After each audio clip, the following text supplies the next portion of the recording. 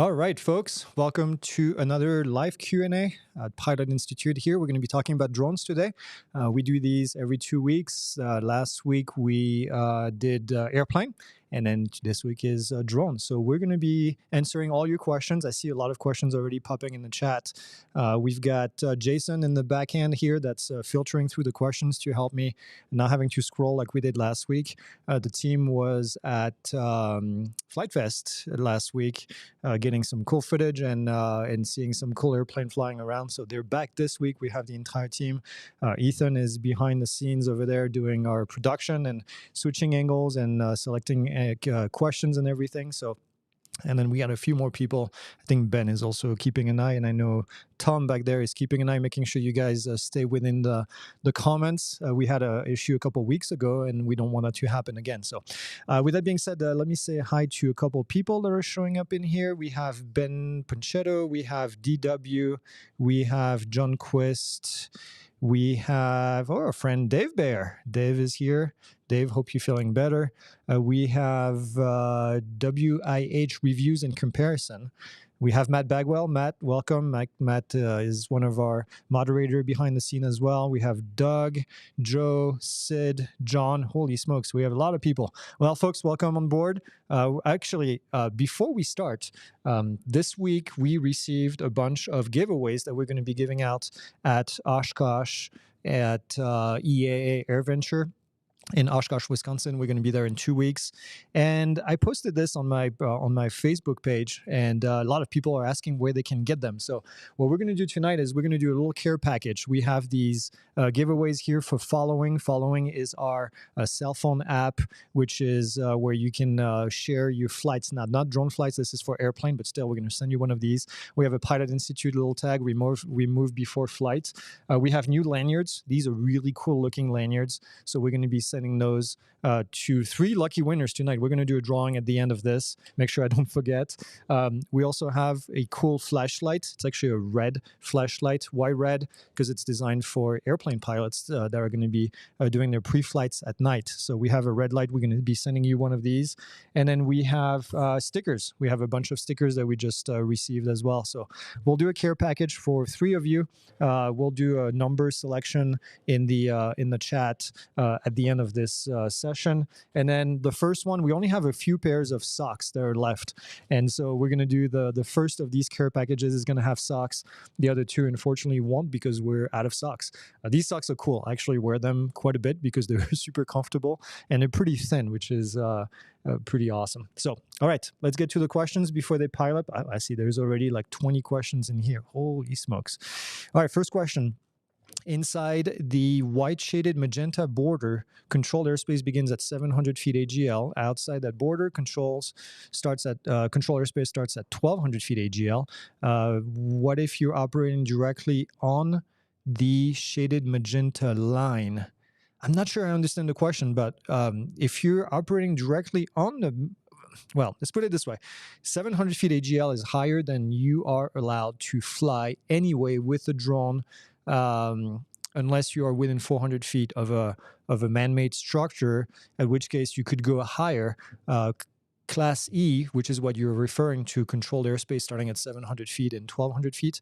Class E at 700 and Class E at 1,200 do not require authorization to enter. So you could, I'm guessing that's your question, but if you're within one of these and you were to fly that high up, then you could do it because that airspace doesn't need authorization to be in.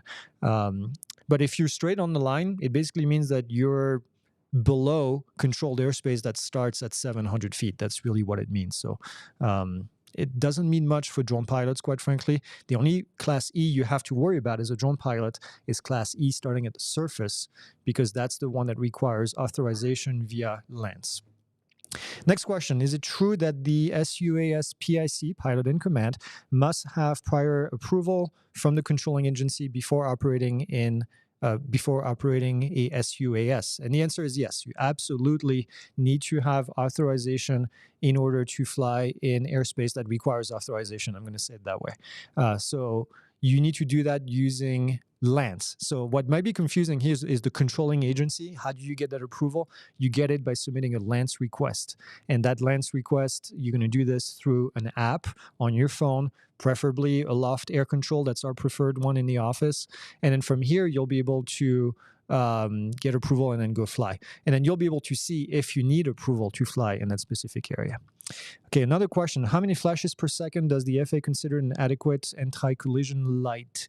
I don't think there's a number of flashing available in the regulation. It's flashing enough that you can be visible from a distance. So the lights that you buy online have a flashing rate that's sufficient enough and visible enough from a distance. You don't have to worry about the number of flashes per second. Next question. Will the remote ID module be made in various sizes to fit the capacity of the drone if it is attached to? Yes. And if not, are there modules you recommend as a one-size-fit-all? The modules are going to be coming in all different shapes and sizes. We've already seen quite a few in different sizes, so I'm sure there will be more. Now, you might be wondering which one should you get. I'm going to say just wait. We have been working on trying to collect data and collect samples of different units, and then we will be doing a review later on this summer. This is not due until September. I don't want to review all these things too early and then find out that in August somebody pulls out a brand new device that's better than everything else. So we're going to be putting them to the test. We have a method already that we're planning on using to do this, but we'll let you know when we're ready to do this. The cool thing too is that we have a beyond visual line of sight waiver available to us now, so we will be able to test the distance at which a specific module is being able to be received by a variety of different receivers. So that video is going to be in depth, as you can imagine. That's what we do, and yeah, we'll keep you posted. But don't buy anything yet, please. It's way too early. It's just July right now. I know you think it's coming right around the corner, but we still have quite a bit of time. Okay, next question. What documents should Part 107 RPIC have on them at all times? Want to make sure I'm carrying the right stuff. Great question. WIH reviews and comparisons. I'm going to assume that you're flying, Part 107, okay. So you need your Part 107 certificate. And if it was issued more than 2 years ago, 24 calendar months, then you need to have proof of currency, which is going to be, these days, a copy of ALC 677, which is the FAA course on FAAsafety.gov. A copy of that document. So when you finish that course, you will get a completion certificate. You can have that available as a PDF if you want to. If you have your Part 107 certificate, that needs to be the actual certificate, not a copy of it. And then you need an ID, okay? That's going to be any sorts of government issued ID, preferably your driver's license or a passport. And then from here, depending on where you fly, you might need a couple more things. You might need your LANS approval if you have received LANS approval and if it's required. So typically it's going to be a text message from your LANS provider, or the LANS provider themselves should have an email that they send you with confirmation. So you need to have that. And then if you're flying under a waiver of some sorts, then make sure that you have that waiver available with you. And then not only that, but it may require a couple more things, like you need to contact the control tower. So you need to show that you've been contacting the control tower, typically just to log in from your phone, saying, hey, this is the number of the tower and I called them at this time, then I'm legal to go. And then that waiver may require a NOTAM to be filed, a notice of why am I having a blank right now? Notice to air missions. And a NOTAM might need to be filed. So that would be another situation where you can do that. That's something that you need to show. But past that, that's it, really. That's what you need to have. Now, remember, you need to show these documents to possibly 3 types of people. The FAA is allowed to ask you for that information. Law enforcement is allowed to ask you for your pilot license. And then TSA is also allowed to ask you for those documents. So, yep, that's what, and the NTSB. Thank you, Jason, as well. All right. Next question, Verge 73. If government bans DJI drones, how can we acquire some of those surplus devices? Quite frankly, at this stage, I think the DJI ban is well, is behind us, I would say.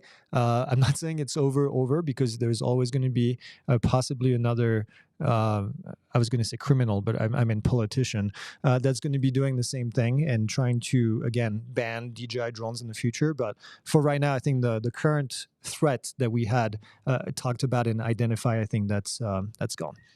Okay, next question. If I'm flying my drone for recreational purposes, can I inspect the gutters on my own home? That's a great question, Tony. That's actually a question that I talk about in the course. The FAA considers inspecting your gutters as being a non-recreational flight. I always use that as an example because I think it's a bit of a stretch, but it's to show the philosophy behind Part 107 versus recreational flying. So, recreational flying, you're flying for recreational purposes. That's it. You're going out there to have fun. Now, technically, flying to inspect the gutters is no longer a recreational flight. Now you have a purpose for the flight. So it's all about the purpose for the flight, the reason why you're going to fly. So yes, you would need to technically have a Part 107 certificate. Now I'm going to say this. I don't say this very often, but does it make sense? Probably not. Is the FAA going to care? Probably not. As long as you're flying safely, in this case, that's really all that matters. But it's always kind of one of these funny examples, I should say. I don't know if it's funny, but Will County Drones says, I just recently saw passed by with law enforcement, etc., about being able to fly over crowds or something else. Do you think that will carry over to Part 107 pilots? I'm not sure what you saw, but some law enforcement agencies are allowed to fly over people using a special waiver. Some of the people are also law enforcement agencies are also allowed to fly over people with a waiver or a specific drone. So no, I don't foresee any changes at this moment for the Part 107 regulation as far as flying over people. The FAA changed that in 2021 when they made the new change and introducing categories of drones. Now, granted, there's not a whole lot of categorized drones at the moment, but there's a pathway. So I don't see that's going to change. Somebody says, Rat Motors says, which remote ID do you recommend? None at the moment. Okay, so I'm going to say that again. We will be doing a full review on that, and that's coming soon, but I don't want to do it too early. Okay. Christian C is asking, what kind of jobs can I do with my Mavic 3 Pro Cine besides filmmaking in real estate? Can I do cell tower inspections or any kind of inspections? I mean, yeah, the Mavic 3 Pro Cine, that's kind of the top of the line Mavic 3. It definitely has great resolution. You can do pretty much anything you want with that, including tower inspection. So the only thing is, I always tell people, it's not like just saying, oh, I'm going to do inspections. Doing inspections of especially cell phone towers or power line inspections, you need to know what you're looking for. So it's good to be trained in, first off, doing inspections of these things, and then second, in how to fly the drones to do these inspections. So I recommend that you get some training in order to be more valuable, because it's not just taking pictures of a power line. It's knowing what to take pictures of, knowing what to look at, and it's not as simple as people may make it sound like it is. Okay, next question. Do you need a VO at all times when flying under Part 107? No, you do not. El Kaba is asking that question from YouTube. No, you don't. You don't need to have a VO at all times. The VO is optional. It's sometimes required when you have a specific waiver, like our Beyond Visual Line of Sight waiver, for example. We do need to have a VO available for that. But otherwise, you should have a VO if you're flying with FPV goggles. So if you're flying FPV, first-person view, then you need to have a VO available for you, because you don't have the ability to see the aircraft at all times, which is, 107.31. It requires you to see the aircraft at all times, not to look at it all the time, but to be able to see it at all times. So no, VO is not required all the time. One ill is saying, other than METAR or TAF, where do you check weather forecast before flying easily? UAV forecast app requires paying for premium to see cloud base. Interesting. Is there a better source? I'm not a great person to answer that question, unfortunately, because of my training. I'm used to reading METARs and TAFs, and I actually can get the information from those very quickly. So this is what I revert to most of the time. So UAV forecast is great. A lot of people use it. The cloud base, quite frankly, you should be able to identify when the cloud base is going to be too low. Because think about it this way, right? You have to be 500 feet below the clouds. And then, which means that if you fly at the maximum altitude of 400 feet AGL, that means that the cloud base is about 900 feet, let's say, rounded up to 1,000 feet. You should be able to tell that the cloud base is about 1,000 feet because 1,000 feet is actually really low. So you'll go outside and you'll know when those clouds are right around 1,000 feet. You'll know. So you don't really need to have that app to tell you, you don't need to pay the premium, the bottom line, to tell you what altitude you're going to be at. Okay. Next question. Don USN Vet says, I'm okay with remote ID when anyone with a cell phone app can pinpoint me as the pilot. As a woman, I find this concerning. I agree with that. I always get my lens approval and fly safe. What about safety for pilots? Well, Don, I have to agree with that. That's something that we've raised with the FAA multiple times in our response to the NPRM to remote ID, the notice of proposed rulemaking. And then after the regulation came out, we also mentioned the same thing. It's definitely a major concern, and not just for women, quite frankly. It's a concern for young kids that might be flying out there. All right, you can go fly your drone at 13 or 14 and register the drone and go fly on your own, and now you have people that might become a target. So I think if there is one issue with remote ID that stands on top of all of the issues, it's the privacy of the pilot and the ability to be targeted by people. So I don't have an answer. The FAA has been, how can I say that politely? The FAA has been non-responsive to the concerns of UAS pilots regarding this issue. And what they've said is, well, we're going to have rules that you can't harass drone pilots. And unfortunately, we're a few months away from that. And there's no rules in the books right now that protect drone pilots. And I hate to say it, but the FAA has rules that are written in blood, typically.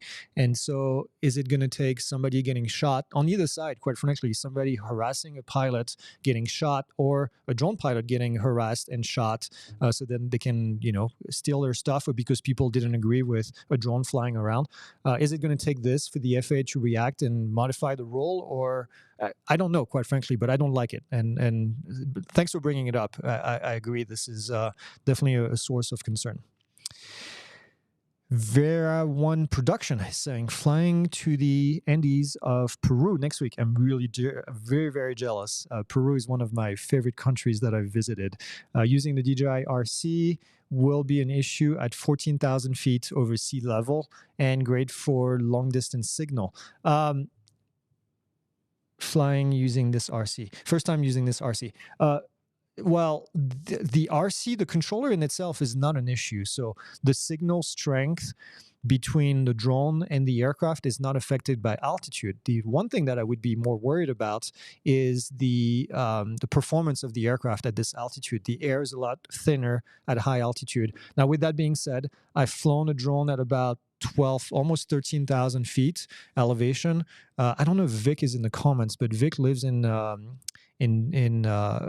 Colorado, and I'm pretty sure he's flown around 14,000 feet. So I know they can do it. I know the controls are going to be way more mushy, and the aircraft is not going to perform nearly as well, and your battery performance is not going to be nearly as good. So those are the things that I would keep in mind more than the performance of the controller in itself, just because of the air being so thin. I don't remember what the altitude, he didn't say what drone he was flying, but I don't remember what's called a service ceiling, or service ceiling for the drone. I don't remember what it is. It's the maximum altitude at which you can fly. But I don't know what drone you're flying. But maybe you can do a research finding what it's called service ceiling for that specific aircraft. Okay, next question. Carl F12, like the keyboard shortcut F12. You think? Cart F12. I took the PSI practice test earlier today and noticed that there is an on-screen calculator available. Yes. Do you know if this is available during the real test?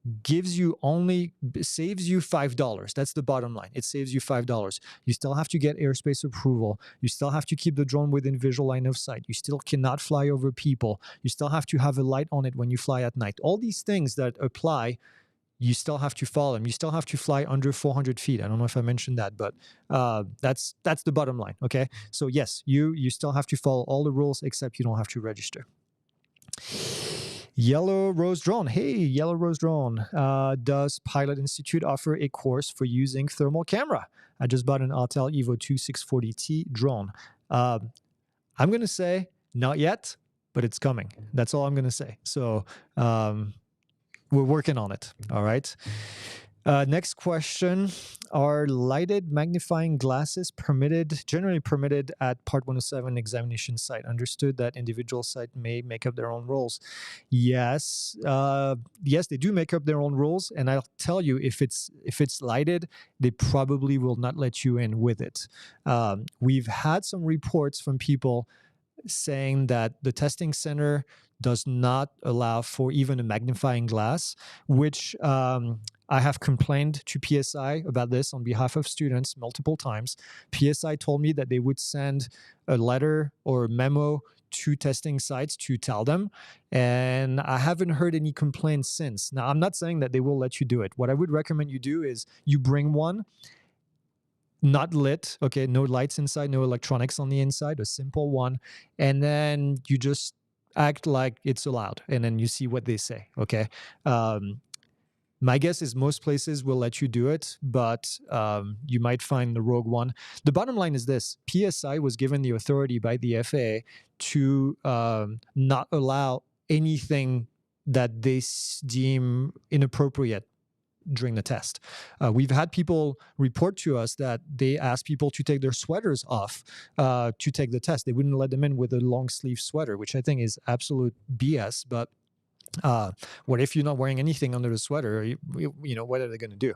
So, yeah, that's the bottom line. Carl F12 is asking, once you are Part 107 certified, is there really any reason to conduct a flight under the recreational rules? No, Carl. Quite frankly, there isn't. I've been flying for a long time. I've had my Part 107 since like the month that it came out, and I've never flown under recreational rule, just because I think it's a lot easier to do it under Part 107. So, no, I don't think there is any advantages there. Is DJI releasing new models so they can make as much money as possible in case the US bans them? DJI has been releasing new models like crazy for a long, long time, and I don't think it has anything to do with the possibility of being banned. I think that's just what they do. So we reported last week on the Mavic Air 3, and then the Mini 4 looks like it's right around the corner as well. So we don't have release dates or much more information on that, but no, I don't think that's related to any of that. Jerry Franks is asking, this is a serious question. Well, all the questions are serious. Did DJI send Pilot Institute an Air 3 to test out? Jerry, I'm not going to blink. He said, blink twice if yes. Even if we had one, okay, we could not say if we have one or not, because DJI has you sign NDAs, non-disclosure agreements, when you receive one of these drones. So I couldn't even tell you if we did. Is there any free study material for the Part 107 book? Really want to get my Part 107, East Coast Thrills. There are some free study materials, but I'll tell you what, and I know this is going to sound biased because we sell a course, the leading course in the country, but think about the risk of studying on your own. First off, you don't know what you don't know. And this is the biggest thing that I see people saying, well, I studied on my own, which is fine. You know, a lot of people can do that. You don't know what you don't know. So you got to think about studying for the exam as more than studying to get a grade on the exam. You're going to be in the wild after this, and you want to make sure that the knowledge that you've acquired is more than getting 70 on the exam. You want to make sure that you know what you're talking about, because you're going to be in a situation where, well, there's going to be regulation involved, and you want to make sure you have a good understanding of this. Our course is $149, and I'm not here to sell you the course, but our course is $149. You get 15 hours of instruction. That's $10 an hour. And you get access to the entire team that's here to ask you questions, and then you get updates for life, which means that when the regulation changes, we go through the regulation, we digest it, and then we put updates, and you get access to the entire ecosystem. So for 150 bucks, I think it's a great investment in becoming a better pilot. Can you find some free resources? Yes. Are they going to cover everything? Probably not. Are they going to cover it in an organized manner? No, they're not. So is the information going to be correct? You'll never know until you get to the exam. If you fail the exam, it's $175, and then you're going to have to pay $175 again to take the course again. Now, I will tell you this. I did the math. Last year, we trained a quarter of all remote pilots. The year before and the year before was the same thing, okay? A quarter of all remote pilots in the country. Our failure rate is almost non-existent. When you take all of our students out of the system because they all pass on first try, what happens is that one in three students that take the exam without taking our course fail the exam. That's the bottom line. So you get a 33% chance of failing the exam by not taking a class online to learn. So that's all I'm going to say. That's my sales speech for the night. Are there any regulation for using someone else's drone for Part 107 work? Nope, Gabe. As long as the drone is registered and registered under Part 107, then you get to fly their drone, and as long as it's airworthy. EQB Views LLC is asking, is it true police, law enforcement, first responders will not have their drone location seen in the app like regular citizens? No, that is not correct. At the moment, there is no exemption for local law enforcement. The only ones are federal agencies that are going to be exempt from remote ID. But no, everybody else will. There is a movement. Well, that's all I'm going to say for now, because it's not finished. Okay. Richard Wagner is saying, is there a limit on how many anti-collision lights you can legally have on your drone during flight? Nope, no legal limit. Be visible as much as you can. Quite frankly, if you want to put 25 lights on top of it, just go for it. It's going to make you more visible. Joe Douglas is asking, can a state employee fly BVLOS, beyond visual line of sight, to inspect the shoreline for dangers like shark or riptide? Nope. State employees are not exempt from regulation, so you still have to get a BVLOS waiver in order to do this. You cannot bypass the rules for whatever reason. Even police departments cannot do it without having special waivers in place. Do I need to register my Mini if I fly under Part 107? Yes. Christopher Campana says you can because you have to, because any drones under 55 pounds, there's no limit for 250 grams. Any drones under 55 pounds need to be registered if flown under Part 107. Captain Stevo, anything goes. It's a funny name. Say that 3 times fast.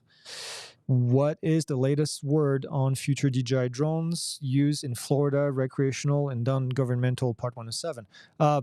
Florida has this weird law where government agencies cannot use DJI drones, but that does not apply to recreational rule or non-government Part 107. So you're good. You can fly your DJI drone. Ben Pancheco says, second question, is a YouTube drone post the reviewer of a SUAS, I don't recall which one, recommended your smartphone device to be set to do not disturb during its use for the flight. Is this true? We haven't tested that. I think you're talking about Alien Drones, who's a great guy. I think he mentioned that in one of his videos. We haven't tested it to verify, but I do trust his information. So if he's tested it and it works, then I would say it does. As far as, maybe it was an Alien drone after all. I'm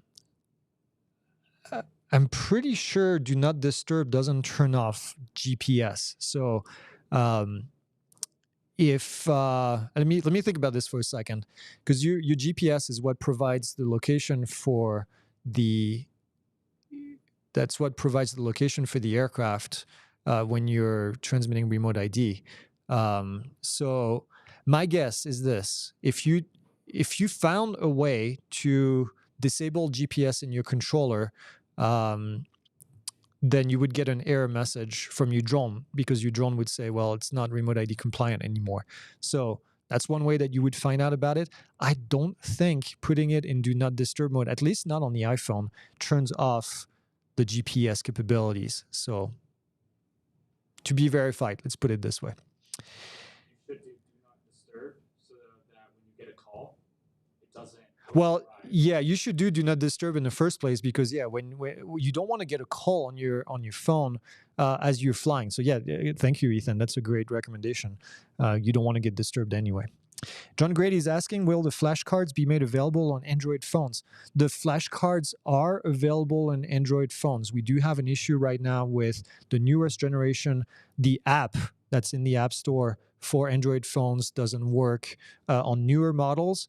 It's because Android is an absolute pain to code for, and we are currently looking into how to make it work. I see Ben popping up over there because I always complain about Android phones, and he's an Android user.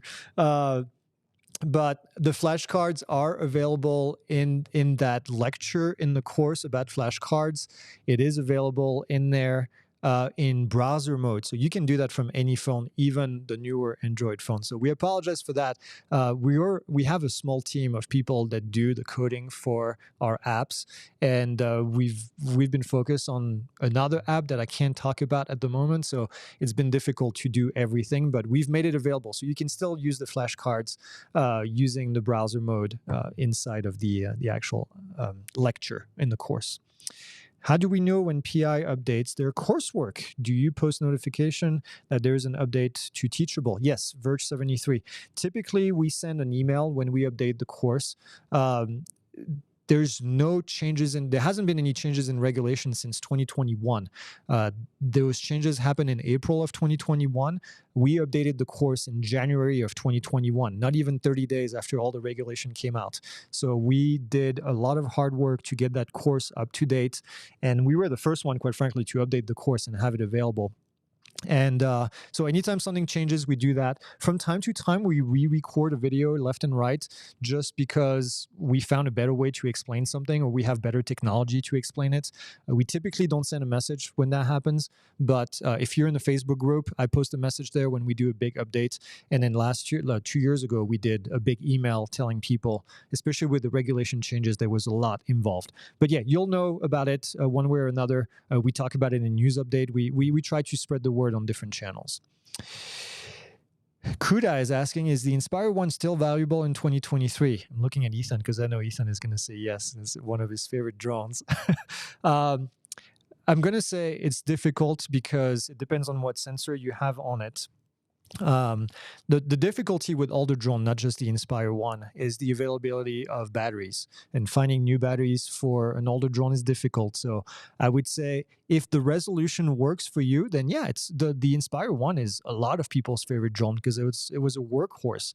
The difficulty now is in finding batteries for that drone. So I would personally not put a whole lot of money into an Inspire 1 when you can probably get a Mavic 3 Cine or Enterprise for about the same price. Maybe not Enterprise, but at least a Mavic 3 Cine or Mavic 3 Pro for around the same price with newer technology, with possibly better optics, So yeah, it's a tough call, but personally I wouldn't do it. DW is asking, if you don't have cell service, you won't be able to fly because remote ID will be disabled, ? No. Cell service doesn't have anything to do with remote ID because remote ID is broadcast from the aircraft in itself. The location of the pilot is decided by GPS, which doesn't need cell service. So you can be in the middle of the boondocks and still have GPS signal to your phone that's going to be transmitted to the drone, and the drone is going to transmit it via remote ID. I hope this makes sense, but you do not need to have cell service in order to do this. T-Side Drones is asking, I have 3 DJI Mini 2 controllers. How do I use them with one drone? You have to what's the word I'm looking for? Rebind, thank you. You have to rebind the drone each time that you're going to use it with a different controller. And the way you do it with the Mini 2 is you tap and hold. You don't do the double tap. You just tap and hold for like 4 or 5 seconds, and then the drone is going to go into this like beep, beep, beep, beep, and then it just beeps every once in a while. And then you do the same on the controller. Don't do double tap and hold because that's going to turn off the controller or the drone. Just do single tap and hold, and that's going to put it in binding mode, and then you'll be able to bind between the two. Yep, that's it. Tom Perry is asking, does the Avata have any Find My Drone function? 99% sure. Jason, do you remember? Yes. Yes, it does. Okay. Yeah, it does. We go through so many drones that I sometimes forget, but yes, it does. And that's going to be in the options. You'll be able to make it beep as well, which is pretty cool. Visual line of sight. Is that the name of the person? That's funny. Visual line of sight is asking, what is your preferred conduit for lens? A lot of apps out there. Aloft Air Control, quite frankly, is our favorite. We've been fans from for a long time. I know the two founders of the company pretty well, and they're great people. They do great for the community. So I would recommend them over anybody else. So yep, that's an easy one to answer. What's future of 3D drone mapping like with Drone Deploy? I don't know, Henry. I'm not sure what you're asking specifically, but drone mapping has been seeing quite a few improvements over the years. Better software. We have our friends at Skybras, for example, that do videogrammetry instead of photogrammetry. They use a video to do mapping, and they get amazing results. And their technology has been improving year after week, month after month. They find something new to do. Their latest thing is to be able to use any video from any device to create a map, a 3D map. And so I'm going to say the future is, I think, more cooler technology, better resolution on cameras, meaning better resolution on those maps at the end of it. So I think it's really exciting, quite frankly. Somebody says rebinding the drone will remove DJI Care. Really? Have we ever seen this, Jason? Not that we have DJI Care, but that's true. We've never purchased DJI Care. Huh. Yeah, that's kind of interesting. Yeah, Maddie's Drone World. Thanks, Maddie, for being here. Maddie says DJI Care refresh is linked to the drone serial number. That's what I thought too. So I don't think that's correct. I don't think it rebinds every time. Okay, next question. DJI Mini 3 or Autel Nano Plus? Oh, no doubt, Mini 3 Pro. The reason I'm laughing is because the team here knows that I absolutely have a hate relationship with the Autel Nano. Just because I think we get the drone too early, and I've just never been able to do anything with that drone. So I do not like the Nano Plus, and never liked it.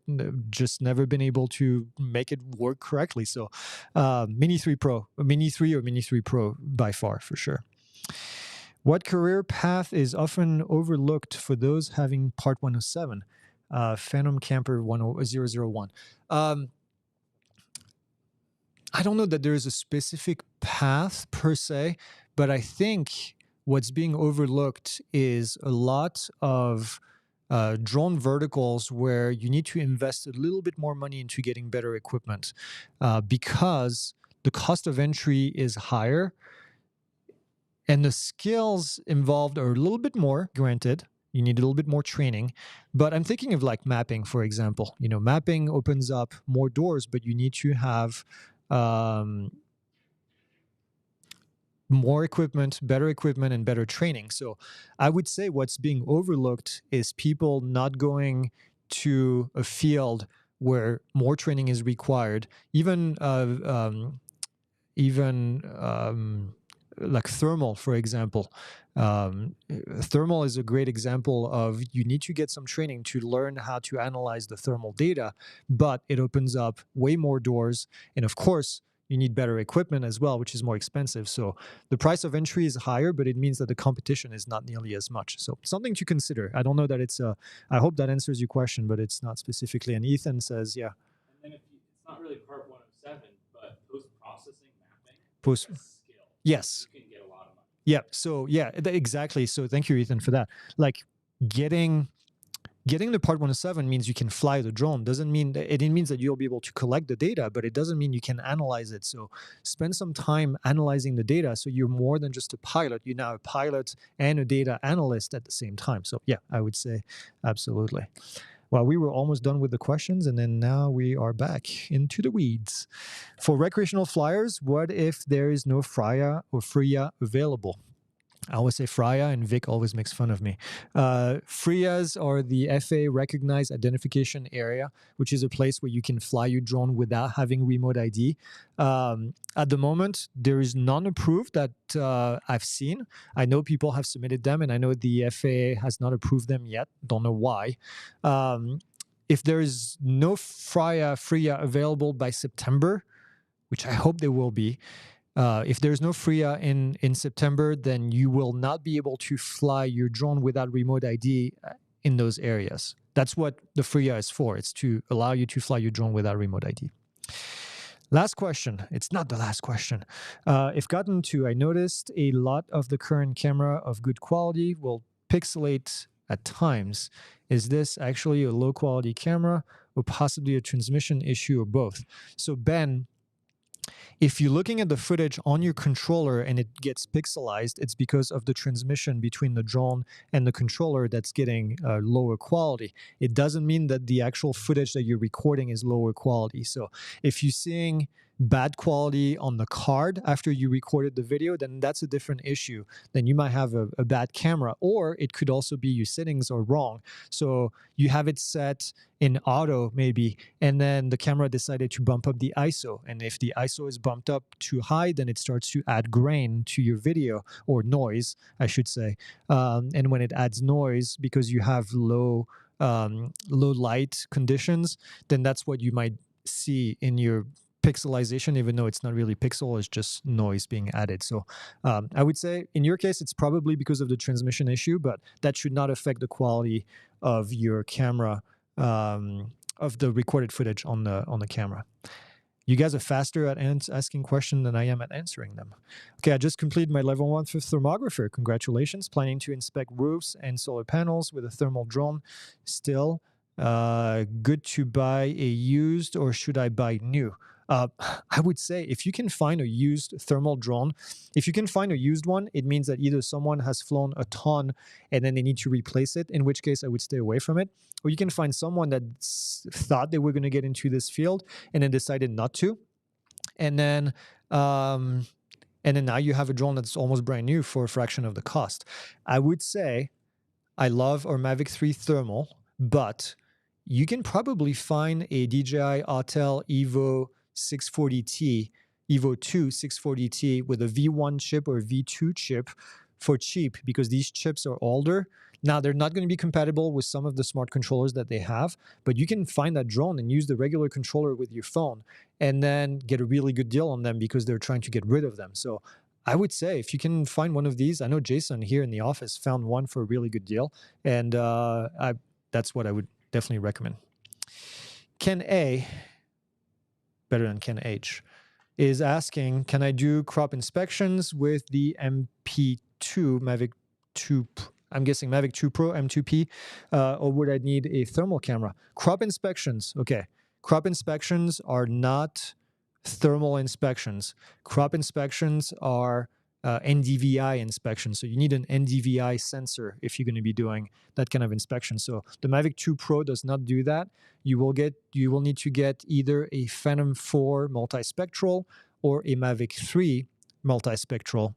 These are more expensive drones, but that's the job that they do. They have an NDVI sensor in them.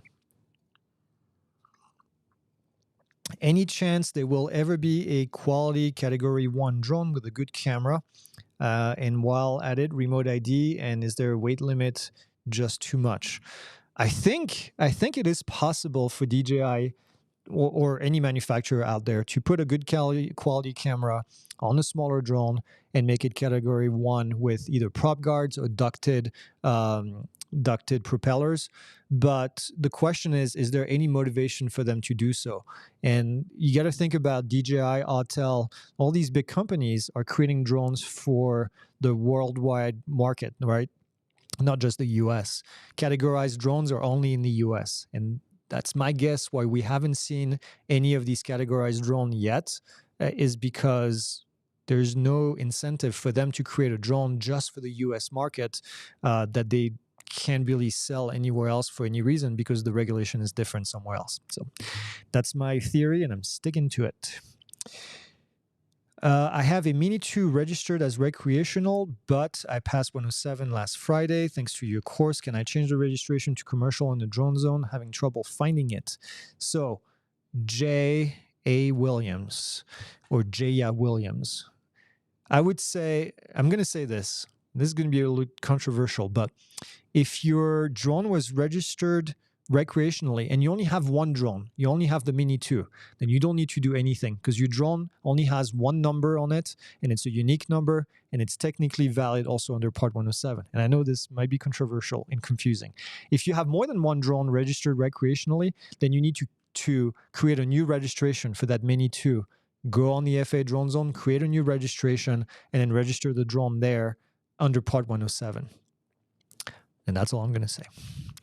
All right. And then you'll need to put that new number. So you'll get a new number on it. So, and then you need to put that number on that drone. Sean is saying, do I need to register my old Mavic 2 if I have my Part 107, but just fly it recreationally? So Sean, be careful there because you can fly under Part 107 recreationally. Part 107 is just a set of rules. So my question to you is, which set of rules are you following when you fly recreationally? If you follow USC 44809, then you don't need to register it to fly recreationally. But if you fly for recreational purposes by following Part 107 rules, which you can do, then you need to have it registered. I hope this clarifies it. Flying recreationally in itself doesn't tell me what set of rules you're following. Depending on what set of rules you follow, that's where the registration is required or not. I use an app on my I use an app on my phone to control my drone. Any suggestion on monitoring remote ID at the same time? I don't know that it's a good idea to worry about remote ID while you are flying. I would like to see manufacturers eventually include the remote ID signal of drones that are around, but I think by the time you divide your attention between those two, if you had a VO, then I would have the VO have a phone that can, look for other drones. But really, you're flying within line of sight, so you should be able to scan the area and see other drones flying around yours, if that makes sense. But I would not personally do it as the pilot because I think it's too much division of attention. I would have one of my visual observer, if I have one, do that. Do you think FPV drones will still be easily accessible for new pilots given the new laws that are coming? Henry, I think you're talking about remote ID. I don't think remote ID is going to have any effect on the FPV drone availability and the FPV drone community in general. And I know this is not a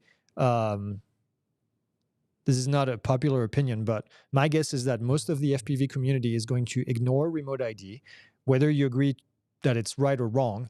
The FPV community is going to ignore remote ID and will continue building drones that don't have remote ID. That's the bottom line.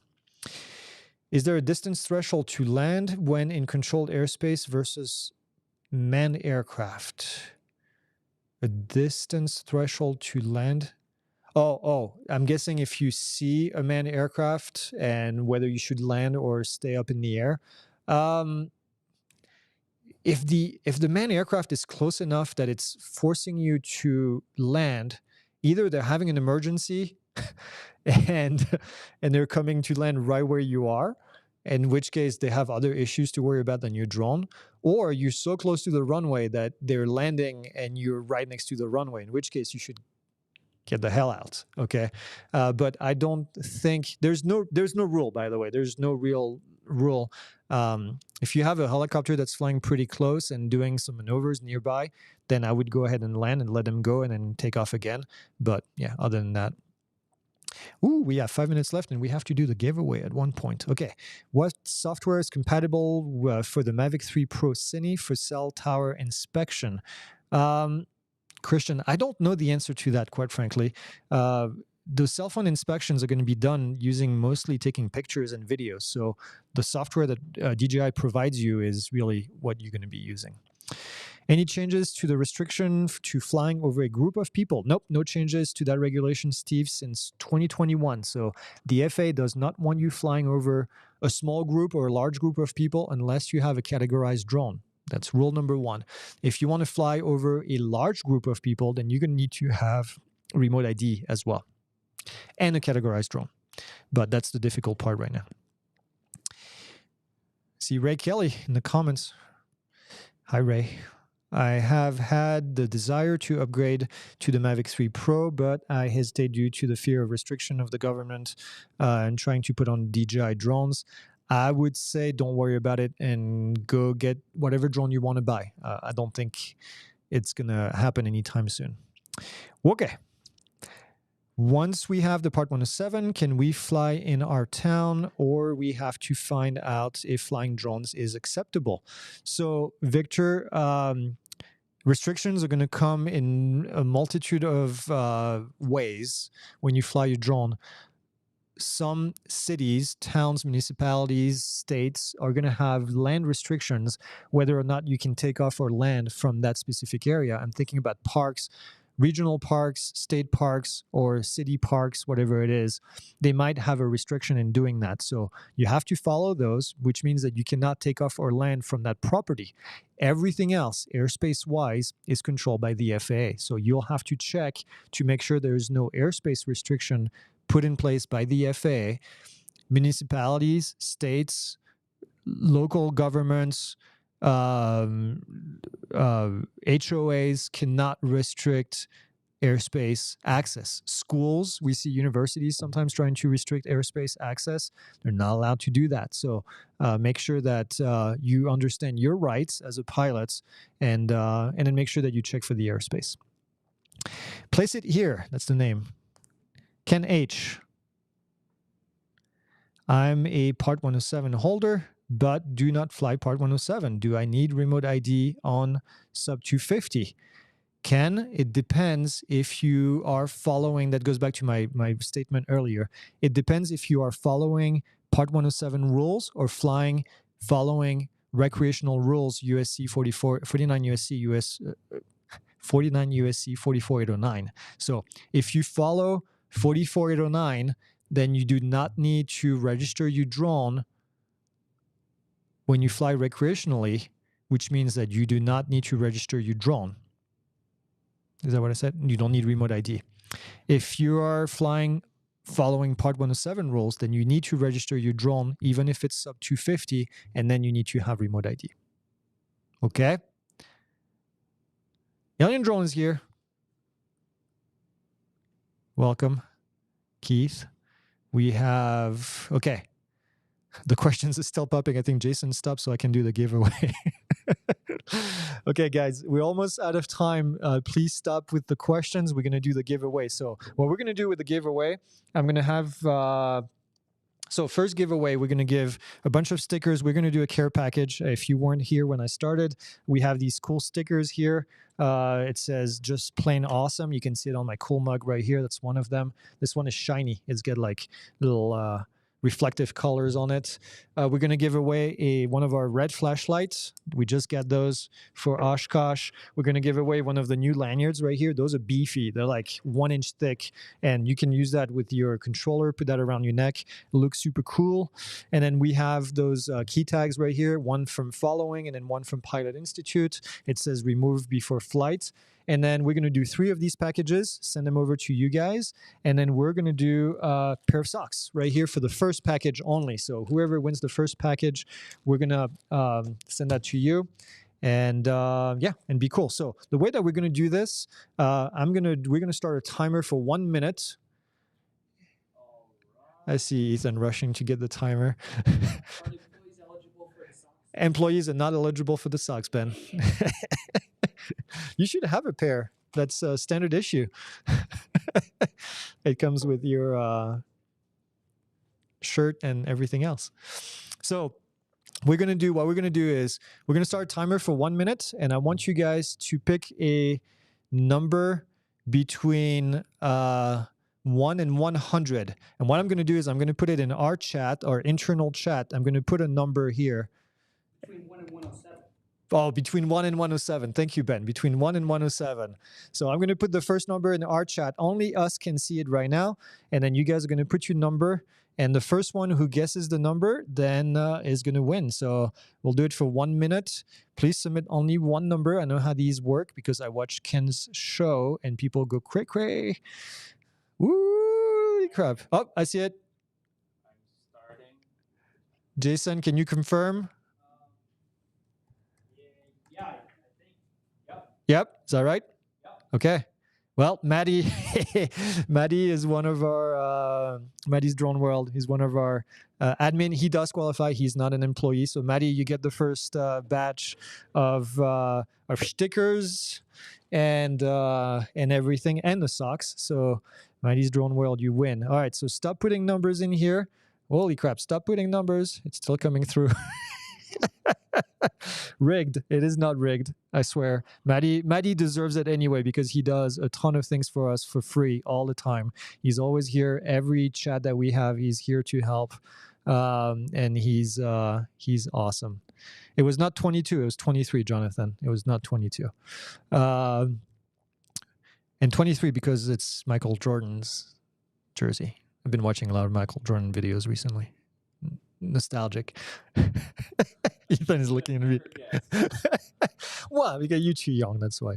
All right, stop. I'm going to put a big stop here, and then we're going to reset, and we're going to do that again. So put your number in here. I'm going to write a number here, and no, it's not. Well, I'm not going to say it. Okay. Right. Ben, why don't you, Jason, you pick a number. Put it in the chat. Yeah, you pick a number, you put it in the chat, and we'll see.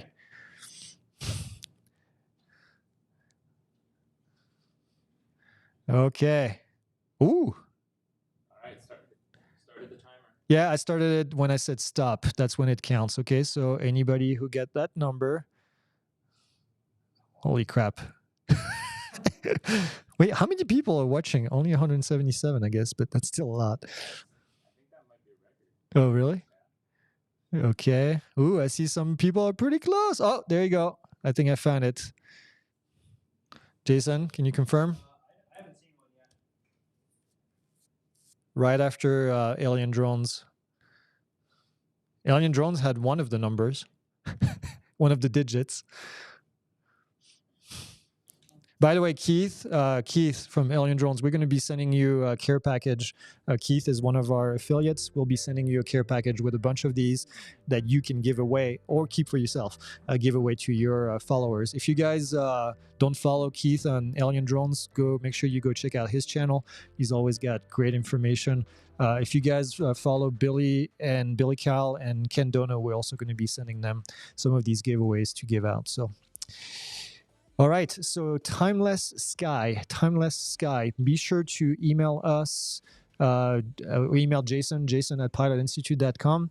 He will be sending you a package. Send us your address, and we'll send that to you. All right, stop putting numbers in here. 89 was the number, by the way. I'm sorry. 89 was the number. I think I only see one person that said 89. It's pretty good. Okay. All right. So I'm going to say stop, reset right here. Yeah, there's a great special on Michael Jordan on Netflix. I've seen it.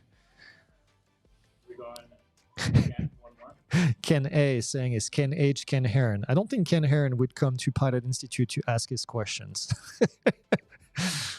Richard Wagner, 89. That was a little too late. All right. So, Ethan, you get to pick the next number. Don't say it. Just put it in chat. All right, you guys go ahead. Put your numbers. We have 1 minute. First person to guess it. Ethan is putting it in there, and we have. Ooh! All right. All right. Let's see what's going on. Holy crap! That's going fast. Okay. I still don't see it. Keep coming, people. This one might be tough. This one might be tough. See, some numbers are pretty close. Negative one. Negative one is not an answer. Maddie, 1059 is not an answer. My window keeps resetting. You see it? All right, we have a winner. This is fun. We should do this every week. It was 106. 106. We have a few 106s after it came in. So who was it? R&D Fernandez. All right, R&D Fernandez. Same thing. Send us an email at jason@pilotinstitute.com. And we'll send you the care package. We'll do this more, folks. We'll every week you'll have a chance. We'll do three of these care packages every week. I can't promise we'll have socks every time because these socks are difficult to get. They take time to print. But yeah, we'll have. I think we're actually getting some cool hats, right? Hopefully. So we'll do. We have some cool merch coming up pretty soon. So posters. Oh yeah, we can do posters. Yeah. We have a bunch of cool stuff. All right, folks. I think this is it. Thanks for watching, as always. This is exciting. And then, go follow the people I mentioned. They will have giveaways as well from us that they can give out to their crew. And it's 5:06 here, so it's time for us to go. Happy 4th. I know it's tomorrow. You guys enjoy. Take the day off. Drink some beer. Get some barbecue. And fly responsibly. Don't fly inside of the fireworks. Don't go mess with drone shows if you see drone light shows. And then don't fly under the influence, please. We don't need this in the news. All right, that's all I got. We'll see you guys next time. And no, there's merch available, but no lanyards at this moment. But we are thinking of doing that eventually. And you can buy shirts. We'll put a link in the description here to the merch site. Oops, thought I had a shortcut for that. Nope. It's merch.pilotinstitute.com if you want to buy some of the stuff.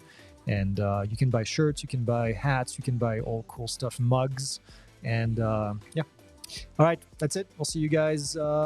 Actually, what we're going to do is we're going to start to do this 3 times a week, 3 times a month.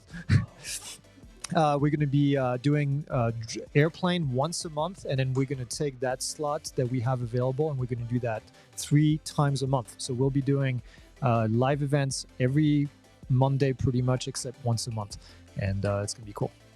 And Lens Capture Online says he's coming to Sedona and Prescott. Come see us in the RV. Come visit. We'll give you a tour, and we'll give you some of these free things. If you guys come visit us, you get a free some free giveaways. All right, I've talked enough. We'll see you guys next time.